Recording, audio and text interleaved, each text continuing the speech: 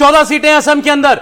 BJP बहुत अच्छा की थी पिछली बार, लेकिन इस बार क्या भारतीय जनता पार्टी यहां उससे बेहतर कर सकती है? बीजेपी को 9 से 10 सीटें, कांग्रेस को 1 से 2, एआईयूडीएफ को 101 से 1 सीट जीतेगी एआईयूडीएफ, ये सर्वे कह रहा है, और अन्य को 1 से 2 सीटें मिलती हुई दिखाई दे रही हैं। बीजेपी 9 से 10 सीटें।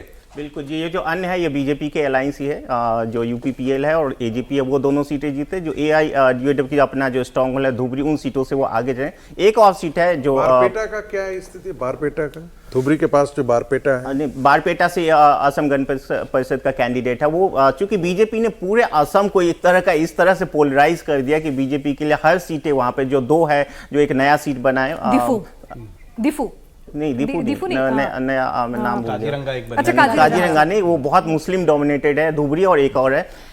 उसके बाद बीजेपी के लिए सारी सीटें सेफ है और वहां पे बीजेपी बहुत अच्छे मार्जिन से जीत रहे हैं। एक और सीट है जो जहां से गौरव गोगोई चुनाव लड़ रहे हैं, जोरहट से, वहां पे थोड़ा बहुत फाइट दिख रहा है, लेकिन बीजेपी जोरहट सीट ही तो नहीं आपने जो कांग्रेस को। अच्छा चलिए जरा नॉर्थ ईस्ट के, उत्तर पूर्व की और बाकी जो 11 सीटें हैं उनकी बात कर लेते हैं। यहाँ लगभग बीजेपी या उसके एलाइज के पास थी सारी सीटें।